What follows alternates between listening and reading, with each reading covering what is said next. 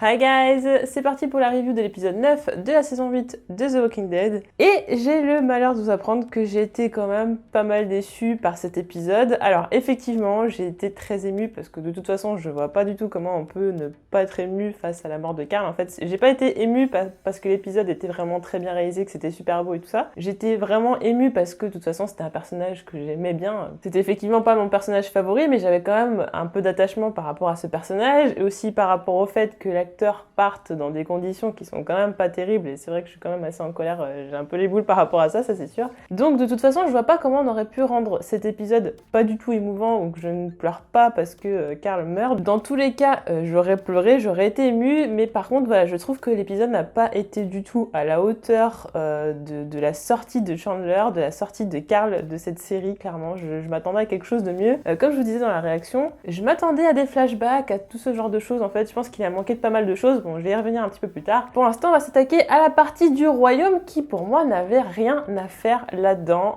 Pour moi on était clairement sur un épisode qui était censé être un épisode hommage, vraiment on posait les bases pour d'autres choses puisque normalement la mort de Carl est censée servir le propos de la fin de cette saison 8. Et là on nous colle une intrigue en fait qui nous intéresse pas parce que très clairement pour moi j'avais peur qu'on justement soit une espèce d'épisode patchwork où je me disais un épisode patchwork en gros pour moi c'est plusieurs intrigues qui vont être là, qui vont plus ou moins liées les unes aux autres, la plupart du temps pas du tout. Là pour le cas c'était à moindre mesure le cas parce que là on avait juste le royaume et l'intrigue par rapport à la mort de Carl. Le problème étant c'est que, je pense que vous en êtes rendu compte dans ma réaction, c'est que j'étais très frustrée parce que moi je voulais à chaque fois revenir au moment où il y avait Carl qui était en train de mourir, qui faisait ses adieux et ce genre de choses, où justement on devait y accorder beaucoup plus de temps et ça a été bâclé parce qu'à côté on a accordé du temps à une intrigue qui clairement m'intéressait pas. Pourquoi ça m'intéressait pas? Parce que Ezekiel, je ne m'inquiétais pas de son sort, je m'inquiétais pas non plus du sort de Morgan, parce que de toute façon Morgan on sait très bien qu'il va quitter la série à la fin de la saison et donc forcément qu'il sera en vie. Je m'inquiétais pas pour Carol parce que je la voyais pas mourir dès l'épisode 9,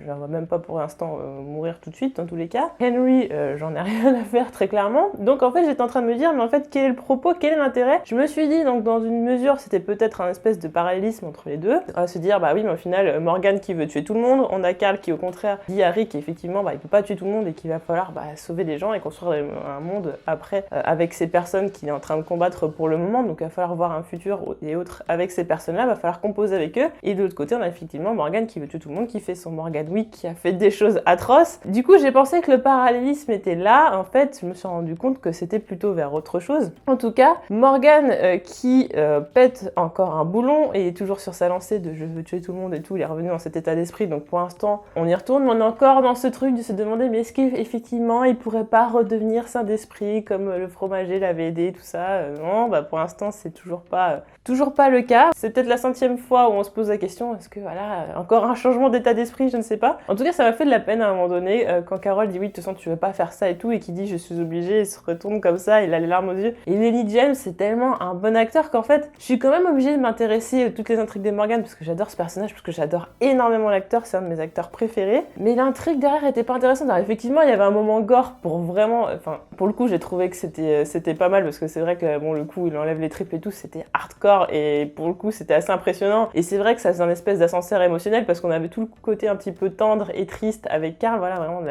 la tristesse profonde, et là on était choqués par du gore et tout. Il y avait des moments voilà, des explosions, des gunfights et tout, les gunfights pas revenir dessus mais c'était un peu n'importe quoi. Alors, effectivement j'étais contente que Morgan et Carol refassent équipe et tout, voilà, je me disais c'était certainement leur dernière mission tous les deux, donc il y avait un petit côté nostalgie, un petit côté bon ce sont les derniers épisodes, on les voit peut-être tous les deux, je sais pas, il y avait ce côté là un petit peu qui était en moi, mais par contre voilà les gunfights et tout, enfin c'est un peu trop, c'est too much, je veux dire c'est même plus réaliste, le coup voilà, enfin je veux dire ils arrivent à tout faire quoi, tous les deux, ils arrivent à tuer le game très clairement, je veux dire il y a aucune chance. Je sais plus comment elle s'appelle, la jeune femme qui lui dit oui de toute façon Carol toute seule, les gens ils ont aucune chance, bah ouais non mais tu mets Carol, tu mets Morgan, les gens c'est fini quoi, c'est assez drôle. Après on a le moment où justement Carol est en train de sauver les fesses de Morgan, donc on se dit bah finalement Morgan c'est peut-être un dieu vivant pour tuer les gens, mais au final bon il a quand même besoin de quelqu'un pour lui couvrir ses arrières. En tout cas c'était... Voilà, moi ça m'a pas spécialement intéressé. Enfin, je veux dire, dans un autre épisode, dans un autre contexte, j'aurais peut-être eu un petit peu plus intérêt pour toute cette partie, même si je trouve que les gunfight et tout c'était inutile. Effectivement, le moment gore et tout est assez impressionnant et voilà. Pour le coup, moi j'ai pensé que tout ce qui se passait par rapport au royaume, ça aurait dû être dans l'épisode d'après. Voilà, clairement, j'ai l'impression d'avoir vu un remake de début de saison aussi, parce qu'il y a pas mal de choses qui se passent un petit peu de façon similaire, à part le truc vraiment gore. Encore une fois, Morgane qui se repose des questions et tout. Et Carole qui est là pour dire, mais non, tu peux pas faire ça et tout. Bon voilà, on l'a revu 50 fois. Ezekiel qui est en mode un peu sur la touche, mais qui lui aussi n'a pas envie que Morgane tue Gavin. On a Gavin qui lui aussi est dans son... On sait pas s'il est gentil, s'il est méchant, parce qu'au final, c'est vrai qu'il montrait une part de bonté. On voit qu'il fait les choses, mais qu'il a pas trop le choix. Ce qu'il aurait voulu en fait, c'est que tout le monde rentre dans le rang et qu'il n'y a aucun problème. Lui, ça l'amuse pas de tuer des gens, de les rendre prisonniers, de les asservir ou quoi que ce soit. Tout ce qu'il veut, c'est que les gens rentrent dans le rang et qu'il n'y ait plus de problème. Pour lui, bah, si tout le monde suit ce que Negan fait, ce que Negan a décidé, bah, il n'y a pas de problème. Et dans ces cas-là, tout va bien. Sauf que, bah, on se dit du coup que forcément, Gavin va être prisonnier. Et donc, comme le dit d'ailleurs Ezekiel, et donc là par contre, je vous lance un spoiler comics, je vous mets un petit timecode. Effectivement, quand on a Ezekiel qui dit à Morgane de ne pas le tuer, que de toute façon, il sera confronté aux conséquences de ses choix, qu'il devra vivre justement avec sa culpabilité et tout, pour effectivement remarquer que le monde finalement peut être mieux que ce que Negan a prévu pour toutes ces personnes-là. Ça fait très clairement penser à la fin de la guerre contre Negan, où Rick dit qu'il va laisser en vie Negan pour lui montrer que c'est possible de bâtir un monde meilleur et qu'il va devoir vivre avec ce qu'il a fait. Donc Morgane était sur le point de tuer Gavin, ce qui montre que Morgane ne peut pas basculer du jour au lendemain vers le côté de la lumière, très clairement. Et le moment assez choquant, c'est le moment où effectivement c'est Henry qui va tuer Gavin qui est en train de se rendre, qui était sans défense, qui n'était pas armé, qui de toute façon ne pouvait rien faire, n'était pas nuisible. Henry qui finalement devient un mini Morgane et donc se pose la question, est-ce que finalement Morgane va se rendre compte que quelque part il a influencé quelqu'un d'autre par ses choix, surtout un enfant qui est influençable, qui le voit comme un modèle, et là de se poser la question, mais lui ça le rend malheureux, mais est-ce que justement parce qu'il fait, il n'est pas en train de rendre malheureux quelqu'un d'autre? Donc je pense que c'est là où la remise en question peut être intéressante par rapport à Morgane, et que c'est là qu'effectivement elle peut revenir sur le bon chemin, parce que là, quand on fait des choix personnels, normalement ça n'engage que nous, et quand ça engage quelqu'un d'autre, bah, c'est quand même très différent, et là il faut réfléchir un petit peu plus. Là où j'ai trouvé intéressant, c'est qu'au final, quand je pensais qu'il y avait un parallélisme par rapport à Morgane et Carl, en fait c'était plutôt Henry qui était dans ce parallèle-là, puisque finalement, Henry, c'est le Carl d'avant, c'est-à-dire que Carl parle du fait que quand il était à la prison et tout, il avait tué un jeune homme qui était sans défense, et bah Henry a fait à peu près la même chose, et d'ailleurs Rick lui dit, mais t'étais un petit garçon, t'as vécu pas mal de choses et tout, t'avais perdu ta mère, enfin il y avait pas mal de choses qui s'étaient passées, et là pour le coup, bah Henry, il a perdu son frère, voilà, c'est un jeune garçon qui essaie de se construire, qui a envie de devenir adulte. Plusieurs fois d'ailleurs, c'est une thématique assez récurrente dans cet épisode, c'est le fait que les adultes n'écoutent jamais les enfants, je le disais dans l'épisode. Au final, ils ne veulent pas qu'ils grandissent, ils ne veulent pas leur faire prendre du risque et tout ce genre de choses, ils ne veulent pas leur faire prendre des responsabilités, et du coup, les enfants se sentent, enfin les enfants, ils sont adolescents, mais bon voilà, vous m'avez compris, et ils se sentent frustrés, se mettent en danger les adultes, et donc ça fait tout un sorte de cercle vicieux qui est totalement inutile, au lieu justement plutôt d'essayer de les amener vers l'âge adulte et de leur faire comprendre, bah oui, mais de toute façon, le monde d'avant, il n'existe plus, maintenant c'est l'apocalypse, et les règles, elles sont plus les mêmes, les enfants vont devoir malheureusement grandir beaucoup plus vite que prévu,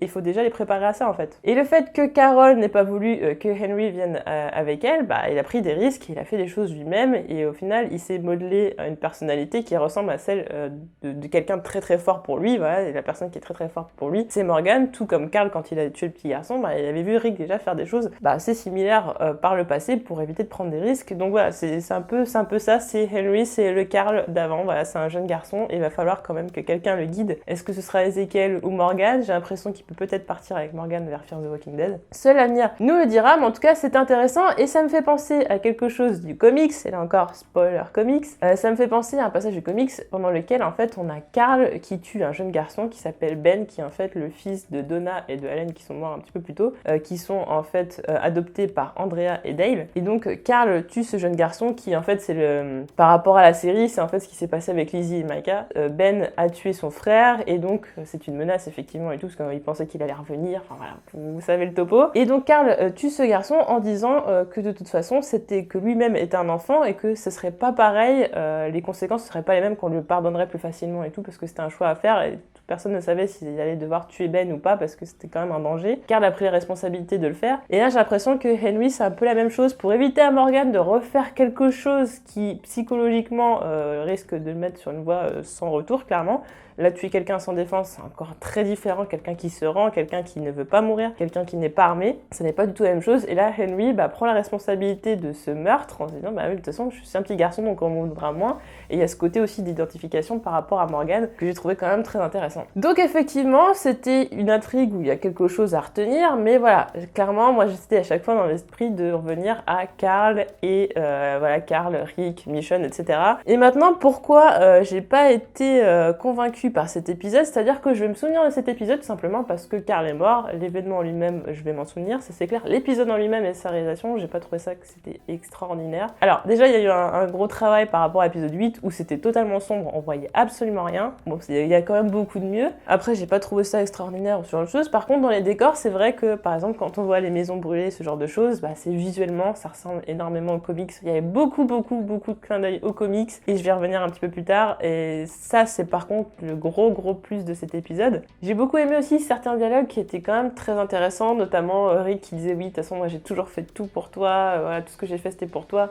Après, ça a été aussi pour Judith, mais de toute façon, même si tu meurs demain, de toute façon, ce sera toujours pour toi. Donc voilà, très clairement, il fait comprendre qu'il va essayer de tenir sa promesse. Il y a aussi tous les discours d'Ezekiel par rapport à Gavin et tout, leur discussion qui était très intéressante. Donc niveau dialogue, je trouve que c'était plutôt intéressant. Maintenant, il y a pas mal de choses qui m'ont choquée. Je m'attendais à des flashbacks. Je veux dire, forcément, les interactions de Michonne et Rick avec Carl m'ont ému, ça c'est normal. Maintenant, je m'attendais à des flashbacks. Il y a Carl qui fait une espèce de rétrospective en parlant de la prison, il parle de pas mal de choses. Et j'aurais voulu des flashbacks, revoir Carl quand il était plus petit, voilà, tous ses débuts et tout. Moi, ça m'aurait fait vraiment un pincement au cœur et je pense que j'aurais vraiment chialé en sanglots. Je pense que c'est quelque chose où on s'attendait tellement qu'ils se sont dit, non, finalement, on va pas le faire. Et je trouve ça dommage parce que même si on s'y attendait, c'est quelque chose que j'aurais voulu voir, le revoir vraiment à ses débuts, tout ça m'aurait fait il y aurait eu tellement de nostalgie en fait que ça m'aurait vraiment ému encore plus. Ça manquait ça, qu'est-ce qui manquait d'autre? Les interactions des autres personnages avec Carl. Je suis désolée, alors Daryl effectivement il parle un petit peu à Carl et tout, mais c'est vite fait. Justement je voyais plus Norman derrière que Daryl, en fait c'était un petit peu bizarre, il y a pas mal de choses qui étaient un petit peu comme ça, mais surtout voilà, je veux dire Rosita, bon elle est un peu triste mais sans plus. Tara elle lui fait un check, genre comme si le mec dans 2 minutes il allait partir à la colonie de vacances. Non, le mec il va mourir quoi, je veux dire tu lui fais pas un check avant qu'il meure, enfin je sais pas, il y avait pas mal de choses comme ça. J'attendais en fait, je sais pas, qu'on ait un épisode totalement centré sur Carl, même qu'il fasse 42 minutes, c'était pas grave, on n'avait pas besoin d'un épisode de 52 minutes. 42 minutes, mais seulement centré sur Carl, sur peut-être des flashbacks, des rétrospectives, des personnages qui se rappellent de certains moments avec Carl et tout, en souriant, en se rappelant de choses et tout. J'aurais trouvé ça juste génial. Ça n'a pas été le cas du tout. On a l'impression même les autres personnages, ils sont tristes pour Rick et Michonne, mais pour Carl, on est triste sur le moment, peut-être on en reparlera dans l'épisode d'après vite fait, on a l'impression que c'est oublié, alors que c'est Carl quand même. C'est pas n'importe quel personnage, et l'interaction des autres personnages, on s'en fiche. Même Dwight, j'imaginais même dire à Rick un petit message, un petit truc, et je sais pas, même que Rick le rembarre ou je ne sais quoi, mais j'aurais trouvé ça intéressant. Et là, on a bâclé les au revoir des personnages avec Carl pour nous mettre l'intrigue Morgan, Ezekiel, etc., dont on s'intéresse pas pour cet épisode-là, on s'attendait pas à ça, on en avait pas envie, et c'est clairement pas ça qu'on voulait. Donc je suis un peu déçue, et aussi déçue du fait que, clairement, comme je l'ai dit dans l'épisode, ce qui m'a choqué, c'est que vraiment on a plus Michonne qui est totalement dévastée. Alors sur le moment, je me suis dit effectivement, peut-être que Rick n'a pas conscience que son fils va mourir, et dans ces cas-là, il est totalement choqué, tétanisé, et il n'a pas de réaction. À la limite, je trouvais ça normal. Et en fait, après, quand il y a eu le coup de feu, alors le coup de feu, par contre, j'ai trouvé ça juste génial. Sur le moment, j'ai cru qu'on n'allait pas voir sa mort ou quoi que ce soit, qu'il était déjà mort quand on a vu Rick et Michonne devant la maison. Et le moment du coup de feu, au silencieux, en plus, c'était pas quelque chose de bam comme ça. Je m'attendais à un gros coup de feu et tout, mais non, c'était au silencieux, donc ça va. Ça restait assez léger, quoi. Voilà, c'était pas non plus. Je pense que l'objectif était pas non plus de choquer les téléspectateurs non plus à ce point-là. C'était vraiment, on était plus dans le côté émotion et tout, plutôt que de vouloir choquer les gens. Pour choquer les gens, on avait déjà la partie gore avec Morgan, donc on n'avait pas à rajouter ce genre de choses. J'ai bien aimé le fait que Carl prenne la décision lui-même de s'achever, très clairement, avant même se transformer, hein. Clairement il n'y aura même pas de transformation. Carl sera capable de le faire jusqu'au bout, ça c'est une preuve de maturité totale parce que tous les personnages n'en sont pas forcément capables. Carl qui est quand même conscient de ce que c'est quand même que d'avoir à achever quelqu'un qu'il aime, parce que bon, il a quand même achevé sa mère. Dans la série, il a quand même achevé Shane aussi, donc voilà, ça fait quand même pas mal de choses, et donc il est conscient de la responsabilité que c'est, et justement d'à quel point ça peut marquer quelqu'un. Donc imaginez son père le faire, je pense qu'il s'est dit que son père n'allait jamais s'en remettre. J'étais un petit peu perplexe par rapport au fait que Rick était très triste et tout, enfin je veux dire, on le voit pleurer, hein. Drew Lincoln il fait un travail super et tout, mais c'est juste que je sais pas, j'ai l'impression que la réaction de Michonne est beaucoup plus incroyable, elle est beaucoup plus triste et beaucoup plus dévastée que Rick, donc ça m'a choqué. Même voilà, après une fois que Carl se tire une balle dans la tête, je me suis dit bon bah là Rick il va être complètement dévasté, et en fait c'est surtout Michonne, on la voit, elle a même du mal à creuser un trou et tout, tellement elle en peut plus quoi, et Rick il y arrive, enfin je sais pas, il y avait pas mal de choses, ça manquait encore plus d'émotion en fait, c'est pour ça effectivement j'ai pleuré, mais je m'attendais à vraiment être inconsolable et tout,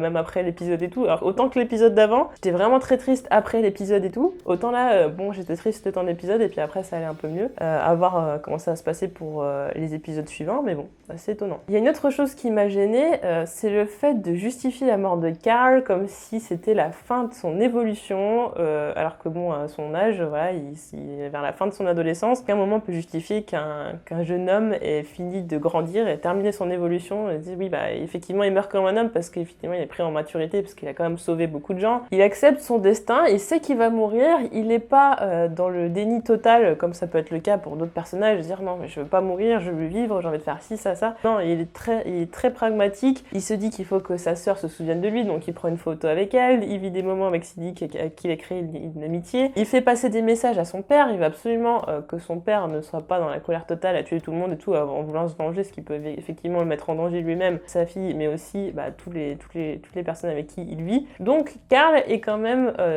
prépare le futur après lui en fait, et ça c'est une preuve de maturité parce que c'est tout le contraire de l'égoïsme, justement, au contraire. Carl qui pense plus aux autres qu'à lui-même, il sait qu'il va mourir, que c'est terminé pour lui, et maintenant il faut qu'il prépare les choses pour les autres. Donc effectivement, voilà, de dire à son père de tenir sa promesse par rapport au fait de ne pas tuer tout le monde et d'essayer de bâtir un monde meilleur. Le fait de dire à Michonne de ne pas être triste, alors que bon, c'est quand même quelque chose de compliqué à dire à quelqu'un qui va perdre quelqu'un de proche, soit pas triste, c'est un peu difficile quoi. Il veut vraiment que tout le monde soit tous des battants et qu'ils bâtissent tous ensemble un monde meilleur. Et donc on a eu cette fameuse révélation selon laquelle le rêve que je pensais être de Rick depuis le premier trailer de la saison 8 est en fait celui de Carl, donc c'est très intéressant, je l'avais pas forcément vu venir, j'ai peut-être pensé peut-être une fois 5 minutes pendant la saison, mais après par contre dans l'épisode ça devient très très vite clair, déjà par le fait que je voyais Eugène dans le rêve, je me suis dit c'est bizarre par rapport à Rick, c'est pas super cohérent, donc je me suis dit c'est plutôt celui de Carl, et c'est intéressant parce que effectivement Carl a une vision qui ressemble très fortement au comics, comme je disais, ça se passe,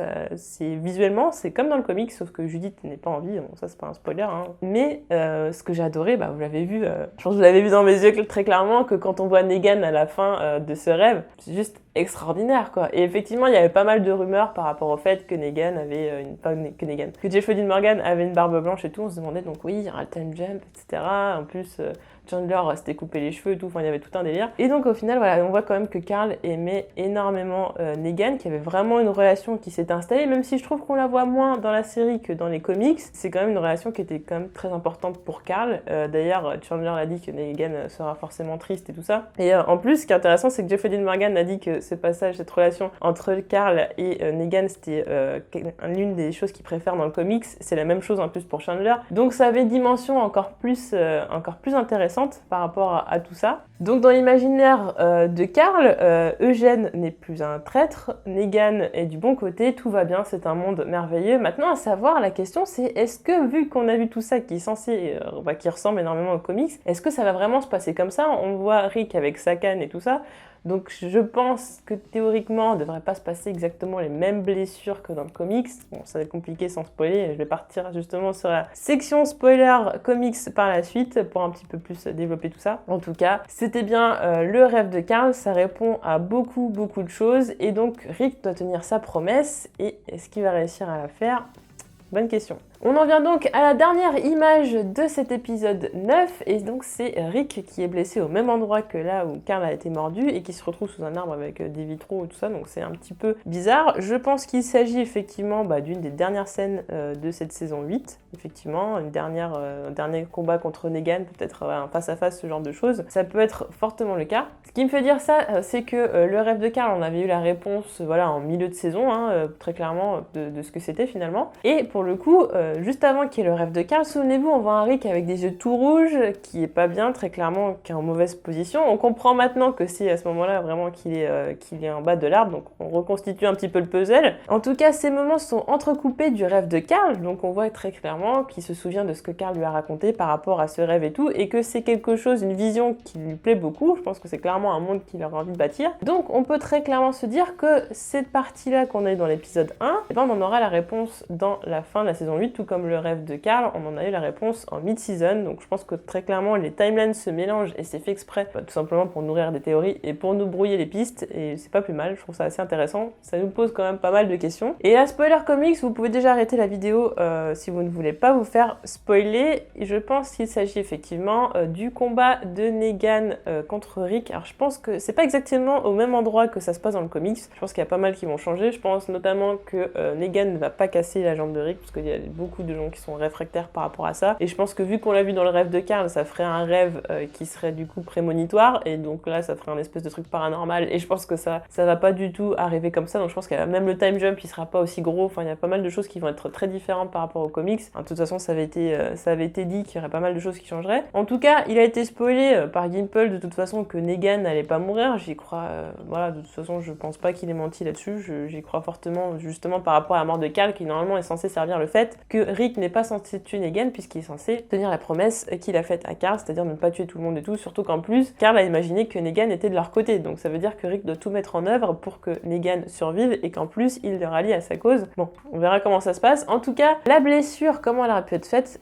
effectivement, on le voit dans les trailers de la saison 8, la deuxième partie de la saison 8, qu'il y a un moment du comics qui est censé se répéter, et on le voit, c'est Negan qui dit au Savior qu'il a fait une arme bactériologique, et en fait il frotte Lucille à des rôdeurs en lui faisant comprendre que s'il frotte des armes à des rôdeurs, ça fait des armes bactériologiques, parce que de toute façon ça va forcément infecter les gens, puisque la blessure infectée par tout ce qui va être des résidus de rôdeurs, ça va faire une infection, et dans ces cas-là, et de toute façon les gens meurent comme quand ils se font mordre. Donc on voit que ce passage va avoir lieu. Il a une blessure qui est exactement au même endroit que celle du comics, lorsque, souvenez-vous, à la fin de la guerre contre Negan, Negan demande à Dwight de tirer une flèche dans Rick, et c'est ce qu'il fait, sauf que la flèche que Dwight va tirer dans Rick, elle va être propre et ne va pas avoir de résidus de rôdeurs, ce qui va retourner le plan de Negan contre lui au final, puisque les choses ne vont pas se passer comme il avait prévu du tout. Donc on peut se dire effectivement qu'il s'agit d'une blessure de flèche, puisque celle-ci arrive au même endroit dans le comics, même si j'ai repéré une petite erreur dans le comics où une page, la blessure est d'un côté, et la page d'après, la blessure est d'un autre côté. J'avais pas remarqué avant, mais du coup maintenant que je me suis posé la question, c'est plus du tout la même chose. Donc on peut se dire que Rick a été blessé par une flèche. La question c'est, puisque Dwight est du côté de Rick et les autres et qu'il ne peut pas retourner au sanctuaire, qui c'est qui aurait pu envoyer une flèche non empoisonnée à Rick? Bon, on peut se dire ça peut être Eugène, mais Eugène, s'il avait des dons pour tirer à l'arbalète, ça se saurait. Peut-être que c'est une blessure d'une autre arme, mais en tout cas propre, je ne sais pas. En tout cas, Rick est mal en point. Andrew Lincoln a dit qu'effectivement la situation était aussi mauvaise qu'elle en avait l'air. Alors la question c'est, est-ce que Rick s'est vraiment pris une flèche empoisonnée ou une quelconque blessure d'arme empoisonnée? Et dans ces cas, ça expliquerait les yeux rouges et le fait qu'il soit tout pâle et qu'il ait le teint qui ressemble à celui de Carl juste avant de mourir. Donc on peut se poser la question, et rappelez-vous, j'en avais parlé dans une vidéo, est-ce que finalement quand Rick fait cette tête-là dans le premier épisode, est-ce que finalement il n'est pas à deux doigts de mourir, sachant que là il est très sévèrement blessé? Je ne pense pas, sachant que Andrew Lincoln a re-signé pour la saison 9, mais est-ce qu'il pourrait re-signer pour la saison 9 juste le temps de mourir? Je ne sais pas, je ne pense pas en tout cas que Rick va mourir, parce que là, très clairement, on a Carl qui meurt, on a Maggie qui peut mourir aussi, par rapport à ce qui se passe avec Lauren Cohan, par rapport à son contrat. Elle a pour l'instant toujours pas signé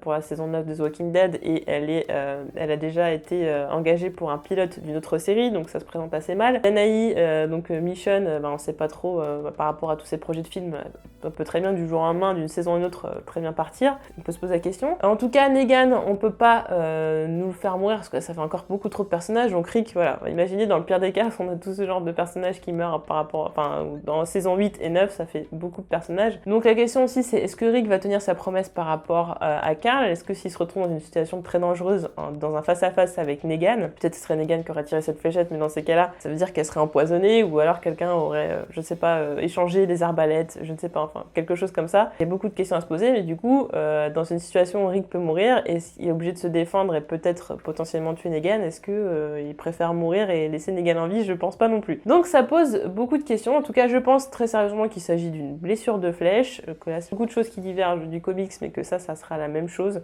Je pense qu'elle est propre, je pense pas qu'elle soit empoisonnée, en tout cas, elle est mal en point, ça c'est clair, et je pense qu'on viendra le sauver. Et je pense que le fait qu'on apprenne que Siddiq est médecin, ça n'est pas pour rien, et que ça pourrait être celui qui va sauver la vie de Rick. Et là, ce serait pour le coup quelque chose de très intéressant, puisque finalement, indirectement, grâce à Carl, Rick pourrait survivre. Et je pense qu'il s'agit effectivement d'un face-à-face avec Negan. Je pense que peut-être Rick fait un discours et fait le même discours que Carl lui a fait, c'est-à-dire j'imagine un monde comme ceci, comme cela. Il est en train de lui raconter le rêve que Carl a fait pour essayer un petit peu d'émouvoir Negan. Negan qui vient juste de blesser peut-être juste avant, je sais pas. Je pense que ce serait quelque chose comme ça, en tout cas similaire aux comics, mais en tout cas que ça se passe pas exactement au même endroit. Je pense un petit peu plus détaché de la colline. Je sais pas comment ça pourrait arriver. Peut-être Negan qui s'échappe et Rick qui essaye qui va aller le chercher lui-même et demande à aller le voir seul peut-être. Quelque chose comme ça. J'aimerais que ce soit quelque chose comme ça. En tout cas, je pense qu'il s'agit de quelque chose qui est similaire aux comics. En tout cas, je ne vois pas Rick mourir parce que pour moi, il mourra en saison 10. Et en tout cas, on peut se poser la question, est-ce que c'est vraiment la dernière scène de la saison 8? Je pense que c'est une des dernières.